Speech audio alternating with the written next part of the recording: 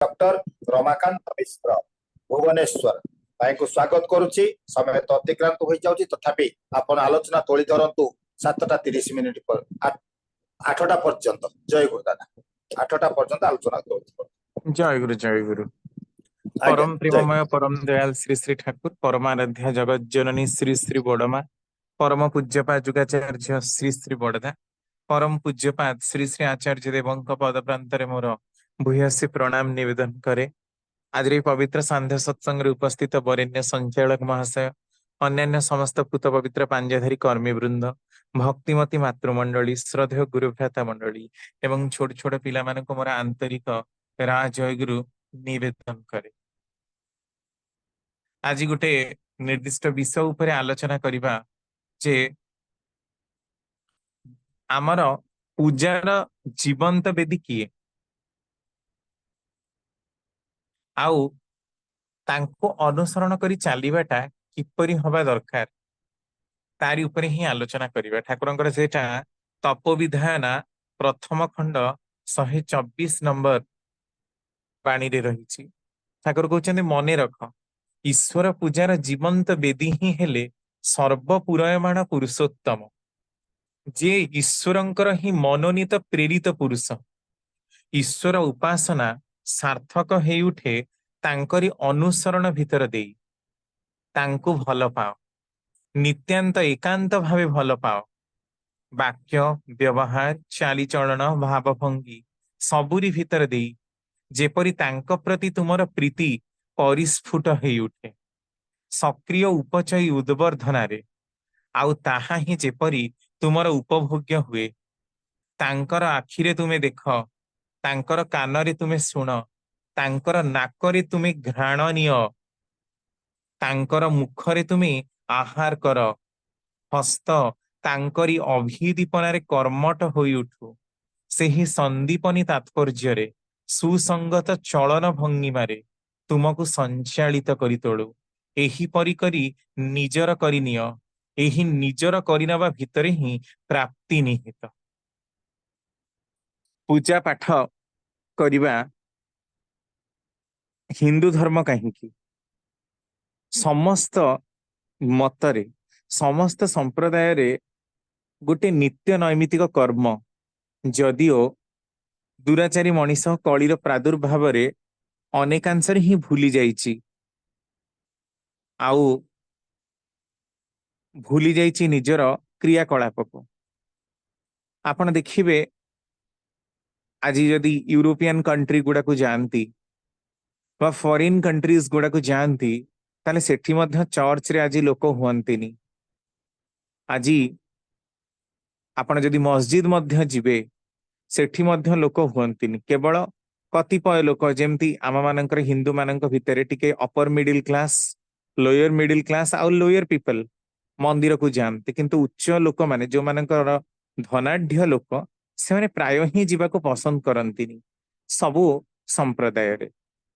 आउ पूजा पद्धति कहिले भी कौन एई दान, एई यज्ञ, अर्थ दबा, एई सबु चिराचरित ढंगर गोटे नित्य नैमितिक आसर, जोटा को कि वर्तमान लोक माने पसंद करंती नाही। आउ निष्क्रिय बा बंध्या पूजा केवल ही केवल प्रार्थना, व्रत, उपवास, भजन एई सबु भितरे सीमित, किंतु वास्तविक सबु दिग देई पूजा करा जाए, पूजार समर्थन हुए, मंगलर अभिदीप्त चरणी भितर देई मंगल को प्रस्फुटित करा जाए। एई कथाटा केतेटी लोक बुझंती।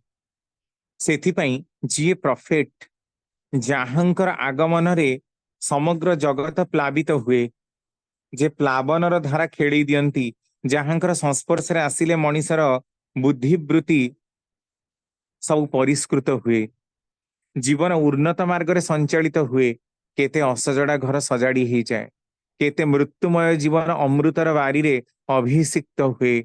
जहांकर कारुण्य स्पर्श पाई मनीष प्रफुल्लित हुए, निजर जीवन को उन्नति मार्ग रे नबा पाई सदा सर्वदा चेष्टित हुए। ସେଇ ପ୍ରକାର ପୁରୁଷଙ୍କର ସଂସ୍ପର୍ଶରେ ଆସିଲେ ହିଁ ମଣିଷର ପ୍ରକୃତ ସମ୍ବର୍ଦ୍ଧନା ସାର୍ଥକ ହୁଏ। ତେଣୁ ଈଶ୍ୱର ପୂଜାର ଜୀବନ୍ତ ବେଦୀ ହିଁ ହଉଛନ୍ତି ସର୍ବ ପୁରୟମାଣ ପୁରୁଷୋତ୍ତମ। ଈଶ୍ୱରଙ୍କର ଯଦି ପୂଜା ପ୍ରକୃତରେ କାହାକୁ କରାଯାଏ, କାରଣ ଈଶ୍ୱରଙ୍କୁ ତ ଆମେ କେହି ଦେଖିନୁ, କେହି ଜାଣିନୁ, ବା ଈଶ୍ୱର କୌଣସି ଗୋଟେ ସ୍ୱରୂପ ନୁହନ୍ତି, ବା ତାଙ୍କର କିଛି ଆକାର ନାହିଁ, ତେଣୁ ତାଙ୍କୁ ଅଣାକାର ବୋଲି କହନ୍ତି, ନିରାକାର ବୋଲି କୁହନ୍ତି। ତେଣୁ ତାଙ୍କ ବିଷୟରେ ଆମର କିଛି ଧାରଣା ନାହିଁ। କୌଣସି ବେଦ, କୌଣସି ଶାସ୍ତ୍ର, କୌଣସି ଗ୍ରନ୍ଥ, କୌଣସି ଜାଗାରେ ତାଙ୍କର ସ୍ୱରୂପ ବିଷୟରେ କିଛି ବର୍ଣ୍ଣନା ନାହିଁ। ବରଂ ତାଙ୍କର ଜୀବନ୍ତ ପ୍ରେରିତ ଯିଏ ତାଙ୍କୁ ଭଲ ପାଇ ଅନୁସରଣ କରି ବଢିଯିବାର କଥା, ସବୁ ଜାଗାରେ ଧର୍ମକୁ ଗ୍ରହଣ କରିବାର କଥା ବୋଲି ବର୍ଣ୍ଣନା କରାଯାଇଛି। ଏବେ ସର୍ବପୁରୟମାଣ ଯିଏ, ଯାହାଙ୍କ ପାଖରେ ସମସ୍ତ ବୈଶିଷ୍ଟ୍ୟ ପୂରିତ ହେଇଛି, ଯିଏ ଈଶ୍ୱରଙ୍କର ହିଁ ମନୋନୀତ ପ୍ରେରିତ ପୁରୁଷ, ଯାହାଙ୍କୁ ଈଶ୍ୱର ମନୋନୟନ କରିଛନ୍ତି, ଚୟନ କରିଛନ୍ତି, ପ୍ରଫେଟ, ଈଶ୍ୱର ଉପାସନା ତାଙ୍କୁ ପୂଜା କରିବା ଭିତର ଦେଇ ହିଁ ସାର୍ଥକ ହେଇ ଉଠେ, ତାଙ୍କରି ଅନୁସରଣ ଭିତର ଦେଇ ହିଁ। ତେଣୁ ତାଙ୍କୁ ଏକାନ୍ତ ଭାବେ ଭଲ ପାଇବା ଦରକାର। ଆମର ବାକ୍ୟ, ବ୍ୟବହାର, ଚାଲିଚଳନ, ଭାବଭଙ୍ଗୀ ସବୁର ଭିତର ଦେଇ, ଯେପରି ତାଙ୍କ ପ୍ରତି ତୁମର ପ୍ରୀତି ପରିସ୍ଫୁଟ ହେଇ ଉଠେ। ସକ୍ରିୟ ଉପଚୟୀ ଉଦ୍ବର୍ଦ୍ଧନ, ସକ୍ରିୟ ମାନେ ଆକ୍ଟିଭଲି, ଉପଚୟୀ ଯଥାଯୁକ୍ତ ଭାବରେ, ଉଦ୍ବର୍ଦ୍ଧନାରେ, ଆଉ ତାହା ଯେପରି ଉପଭୋଗ୍ୟ ହୁଏ। ତାଙ୍କର ଆଖିରେ ତୁମେ ଦେଖ, ଏଇ ଶବ୍ଦ ଗୁଡାକ ଆମେ ବୁଝିବା ଦରକାର। ତାଙ୍କର ଆଖିରେ ଆମେ ଦେଖିବା, ସେଇଟା କେମିତି? ତାମାନେ ସିଏ ଯାହା ଦେଖିଛନ୍ତି, ପ୍ରତ୍ୟେକଟି ଜିନିଷକୁ ସିଏ ଯେମିତି ଦେଖିବାକୁ ଚେଷ୍ଟା କରିଛନ୍ତି, ଯୋଉଭଳି ଭାବରେ ତାଙ୍କର ଦର୍ଶନ, ସେଇ ପ୍ରକାର ଦୃଷ୍ଟିରେ ହିଁ ଆମେ ସାରା ଜଗତକୁ ଦେଖିବା। ତାଙ୍କରି କାନରେ ତମେ ଶୁଣ, କାନ ସମସ୍ତଙ୍କର ଶୁଣିବା ପାଇଁ ହିଁ ଉପଯୁକ୍ତ, କିନ୍ତୁ ସିଏ ଯାହା ଶୁଣିବାକୁ ଭଲ ପାଆନ୍ତି, ସିଏ ଯେମିତି ଶୁଣିବାକୁ ଭଲ ପାଆନ୍ତି, ଯୋଉ ଯୋଉ କଥା ଶୁଣିବାକୁ ଭଲ ପାଆନ୍ତି, ତାଙ୍କରି କାନରେ ତମେ ଶୁଣ। ତାଙ୍କରି ନାକରେ ତୁମେ ଘ୍ରାଣ ନିଅ। ତାଙ୍କରି ନାକ, ଆମର ଘ୍ରାଣଟା ହେଲା ଗନ୍ଧ। ତାମାନେ ସିଏ ଯୋଉ ଗନ୍ଧକୁ ପସନ୍ଦ କରନ୍ତି, ସୁଗନ୍ଧ, କୁଗନ୍ଧକୁ ନୁହେଁ। ସିଏ ଯୋଉ ପ୍ରକାରରେ ବଞ୍ଚିବାକୁ ଭଲ ପାଆନ୍ତି। ପୁଣି ନାକଟା ମଧ୍ୟ ଆମର ନିଶ୍ୱାସ ପ୍ରଶ୍ୱାସରେ ସାହାଯ୍ୟ କରୁଛି, ଯୋଉଟା କି ଆମର ବଞ୍ଚିବାର ପ୍ରାଣ ଶକ୍ତି ବୋଲିକି ଆମେ ଯାହାକୁ କହୁଛେ। ତେଣୁ ପ୍ରାଣ ଶକ୍ତି ତାଙ୍କ ଭଳି କରି ସିଏ ଯେଇ ପ୍ରକାରର ବଞ୍ଚିବାକୁ ଚାହାନ୍ତି, ତାଙ୍କରି ମୁଖରେ ତୁମେ ଆହାର କର। ତାଙ୍କର ମୁହଁରେ ସିଏ ଯାହା ଖାଉଥିଲେ, ସେଇ ପ୍ରକାରର ଆହାର ତୁମେ ଖାଅ। ତାଙ୍କୁ ଯୋଉଟା ପସନ୍ଦ, ସେଇଟାକୁ ତୁମ ନିଜର ପସନ୍ଦ କରି ନିଅ। ହସ୍ତ, ତାଙ୍କରି ଅଭିଦୀପନାରେ କର୍ମଠ ହେଇ ଉଠୁ। ଅଭିଦୀପନା, ଅଭିମୁଖେ ଦୀପ୍ତ କରି ତୋଳିବା, ଉଜ୍ଜ୍ୱଳତା ପ୍ରକାଶ କରି ତୋଳିବା। ହସ୍ତ ତାଙ୍କରି ଅଭିଦୀପନାରେ, ଆମର ହାତ ତାଙ୍କର କର୍ମକୁ କରିବା ଭିତରେ ଦେଇ କର୍ମଠ ହେଇ ଉଠୁ। ସେହି ସନ୍ଦୀପନୀ ତାତ୍ପର୍ଯ୍ୟରେ, ସୁସଙ୍ଗତ ଚଳନ ଭଙ୍ଗିମାରେ ତୁମକୁ ସଞ୍ଚାଳିତ କରି ତୋଳୁ। ଏପରି କରି ନିଜର କରିନିଅ। ଏହି ନିଜର କରିନବା ଭିତରେ ହିଁ ପ୍ରାପ୍ତି ନିହିତ। ମାନେ ମଣିଷର ପ୍ରକୃତ ଉନ୍ନତିଟା ୟାରି ଭିତର ଦେଇ। ଏଇ ଯୋଉଟା ମାନେ ୟା ଭିତରେ ସବୁଠୁ ଇମ୍ପୋର୍ଟାଣ୍ଟ ହଉଛି ଏଇଟା, ଯେ ତାଙ୍କର ଆଖିରେ ତୁମେ ଦେଖ। ତାଙ୍କର ଆଖି କଣ ଦେଖେ, କଣ ଦେଖିପାରେ, ତା ତ ଆମ କଳ୍ପନାର ବହିର୍ଭୂତ। କିନ୍ତୁ ଗୋଟେ ଯଦି ଆନାଲିସିସ୍ କରିବା ଯେ ତାଙ୍କର ଆଖି କଣ ଦେଖେ, ପୁରାଣ ଶାସ୍ତ୍ରକୁ ସେ କେମିତି ଦେଖନ୍ତି, ଖାଇବାଟାକୁ କେମିତି, ବିବାହଟାକୁ କେମିତି, ରାଜନୀତିଟାକୁ କେମିତି, ସୁପ୍ରଜନନକୁ କେମିତି, ଇତିହାସକୁ କେମିତି, ପ୍ରତ୍ୟେକଟି ଜିନିଷକୁ ତାଙ୍କର ଆଖି କୋଉ ଭଳି ଭାବରେ ଦେଖିଛି, ସେଇଟା ତାଙ୍କର ବହିରେ ବର୍ଣ୍ଣିତ, ତାଙ୍କର ଆଲୋଚନାରୁ ବିସ୍ତୃତ ଭାବରେ ଜଣାଶୁଣା। ତାଙ୍କର କାନରେ ତୁମେ ଶୁଣ, ସେ କଣ ଶୁଣିବାକୁ ଭଲ ପାଆନ୍ତି। ସେ ପୁରାଣ ଶାସ୍ତ୍ର, ସେ ବେଦ, ସେ ଉପନିଷଦ, ସେ ମହାପୁରୁଷ ମାନଙ୍କର ପ୍ରଚାର ପ୍ରସାର, आर्य कृष्टिर प्रचार प्रसार उन्नत विज्ञान मूलक तथ्य जीवन वर्धन मूलक कथा जहाँ जीवन को उद्बुद्ध करे जहाँ मनीष को मंगल रे संचारित करि तोले जीवन वर्धनर कथा को ही से देखिबा को चाहती तांकर मुखरे तुमे आहार कर सात्विक सदा प्रिय उद्वेग ह्रास करौथिबा खाद्य व्यस्त विव्रत न करौथिबा खाद्य जहाँ भीतर देई आम मानकर सर्वांगीन उन्नति निहित सेई प्रकार रे हमको चलिबाकू पड़िबो सेईटा पुणी वाक्य व्यवहार चाली चलन भाव भंगी सबुर भीतर देई केते बड़ कथा से कहबाकू चाहिछंती तेणु आम मानकर जीवन वृद्धिर अंतराल रे कौन रही कारण आमे माने जानिचु कि पुनरपि जन्मम पुनरपि मरणम पुनरपि जननी जठरे शयनम बारंबार की जन्म नौ बारंबार की जन्म मृत्यु चक्र रे आमे घोरी हो आउ निजर जीवन को सेइथिरे ही अतिबाहित करने को आमे चेष्टा करू प्रति जन्म रे आम मानकर दुख कषण सबु गुड़ाक ही लागी रही कौन सी मते कर्मफल खंडन करी आग को बढ़ी जीवार कौन सी जू आम मानकर नाही तेणु जीवन वृद्धि रे उन्नत हबाको हेले आमको कर्मफल को नियंत्रित करने को पड़िबो आम मानकर तथा कथित बेपरुआ ढंगर चलनी उपरे अंकुश लगेबाको पड़िबो ताहेले जाई हबो आम मानकर चिराचरित ढंगर चलनी गुड़ाकरे मध्य निजको नियंत्रित करी आगको बढ़ी जीवार क्षमता को जाग्रत करने को पड़िबो केवल ही केवल तथा कथित चलनी रे जेमती आमे बढ़ी आसीचु सेई प्रकार चली ठाकुर को धरिबार अभिप्राय किछि बुझा पड़े ना जदि आम मानक भितर वास्तविक परिवर्तनर धारा नाही परिवर्तन करिवार आवश्यकता को आमे माने बोध करूनु ताहले आमे लक्ष्य प्रचेष्टा करू मध्य किंतु जीवन व्यापी उन्नतिटा आम मानकर केबे संभव हबनी तेणु आम मानक छुटी जीवाको हबो सेई सत्र पथरे जहाँ भीतर देई आम मानकर वास्तविक उन्नतिटा संभव तेणु आचरण सिद्ध आचार्य पुरुषों को श्रद्धार सहित वरण कले ही आम मानकर चलिबा कहिबा करिबा अभिव्यक्तिर भितरे धर्म हाथ पाद मेलेई चारिआडे बुलिबो कारण धर्म तांकरी चलनी रे मूर्त हुए आमे जेतेबेले तांकु अनुसरण करिबा सेतेबेले आम मानकर चतुर्पार्श्वरे मध्ये धर्म फुटी उठिबो धर्मर एई चलमान जीवंत रूप न देखिले अंतर रे धर्म संचारित हुए ना तेणु जीए जीवंत वेद धर्म जहांक भितरे प्रस्फुटित तांकर कथा भितर देई ही आमे अनुभव करि परिबा जे आमर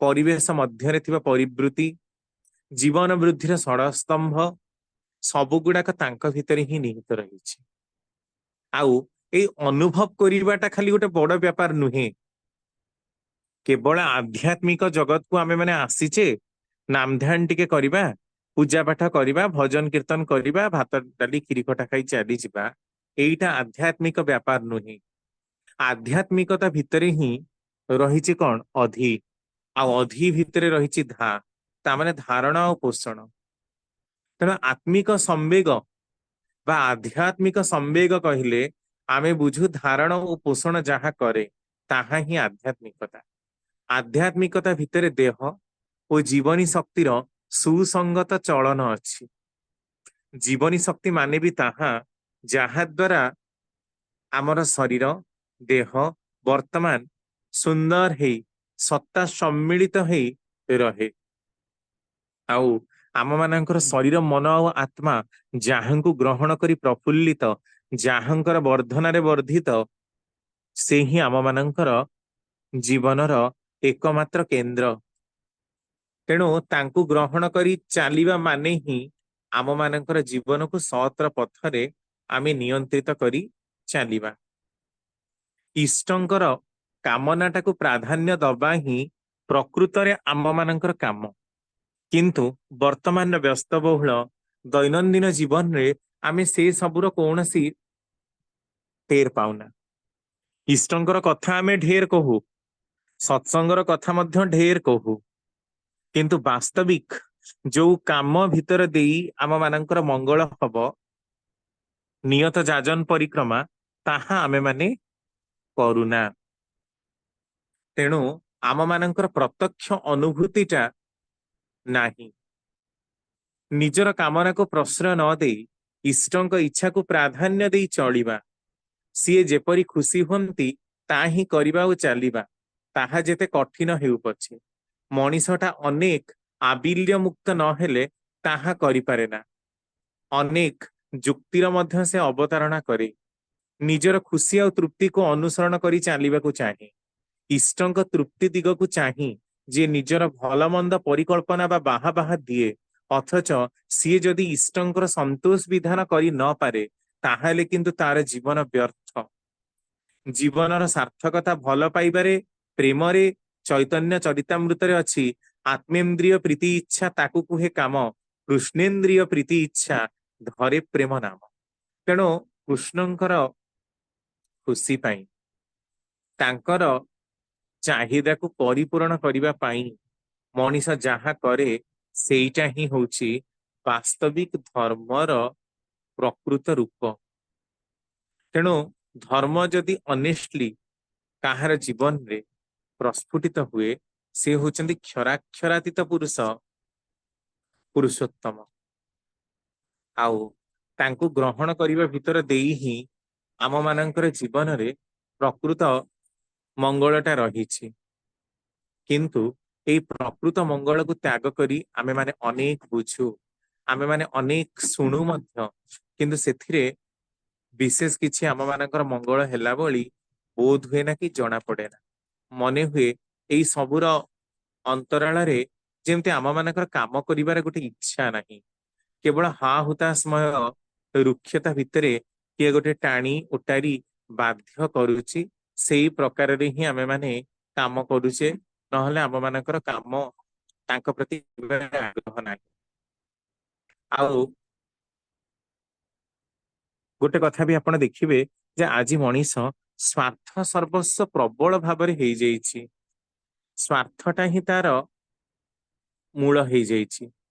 କିନ୍ତୁ ଶରୀର ମନର ଯୁକ୍ତ ଆଗ୍ରହ ନେଇ ଇପ୍ସିତଙ୍କ ଠାରେ କେନ୍ଦ୍ରାୟିତ ହୋଇ ତାଙ୍କରି ଭରଣ ପୋଷଣ କରିବାଟା ହିଁ ଯେ ପ୍ରକୃତ ଆମ ମାନଙ୍କର ସାମର୍ଥ୍ୟ, ଆଉ ସେଇଟା ନେଇ ଚାଲିଲେ ହିଁ ଆମ ମାନଙ୍କର ଜୀବନର ସର୍ବମୁକ୍ତି, ସେଇ କଥାଟାକୁ ଆମେ ମାନେ ବୋଧ କରିପାରୁନା।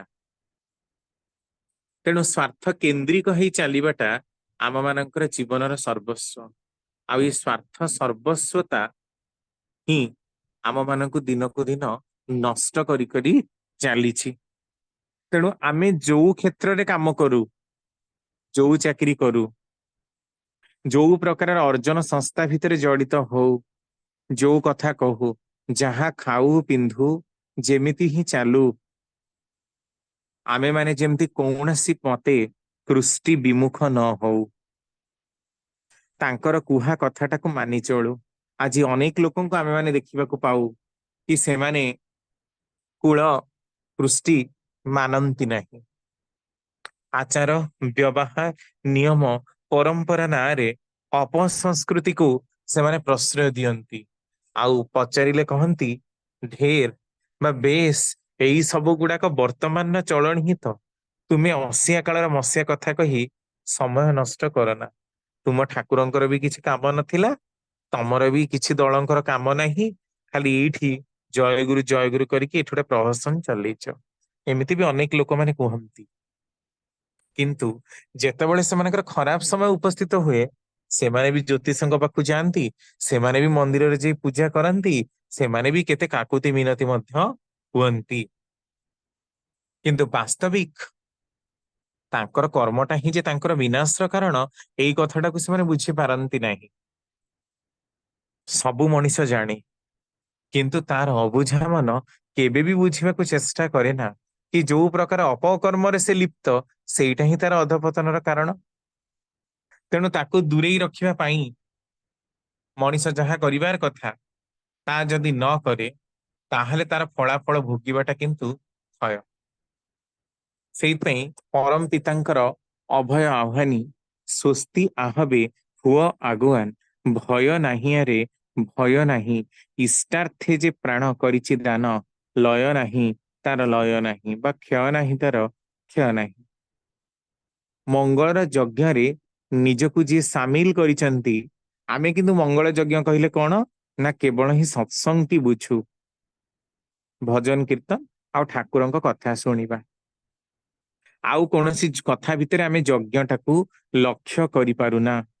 ଦାନ ସଂଗତିକରଣ ଯୋଗ୍ୟତା ପବିତ୍ରତା ର ଭିତର ଦେଇ ଯୋଉ ଉଦ୍ଦାମ ଆକାଂକ୍ଷା ମଣିଷ ଭିତରେ ସଞ୍ଚାରିତ ହୁଏ, ଯାହା ଭିତର ଦେଇ ମଣିଷ ଜୀବନ ଯଶ ଆଉ ବୃଦ୍ଧିରେ ଉଚ୍ଛଳିତ ହୁଏ, ସେ ଚଳଣି ନାହିଁ।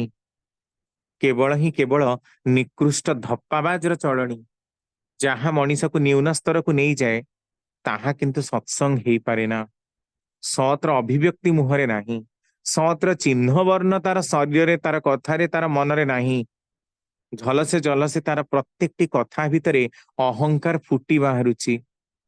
ପ୍ରତି ମୁହୂର୍ତ୍ତରେ ତାର ଜୀବନ ଭିତରେ ହିଁ ରହିଛି ଅଶାନ୍ତିର ଦାବାନଳ।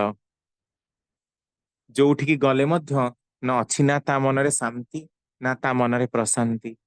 ପ୍ରତି ମୁହୂର୍ତ୍ତରେ କେବଳ ନିଜେ ହିଁ ନିଜ ଭିତରେ ସୀମିତ, ନିଜର ଆତ୍ମଗାରିମାର କଥା, ନିଜର ବାହାଦୁରୀର କଥା ଚାରିଆଡେ କହି କହି ସେ ବୁଲୁଛି।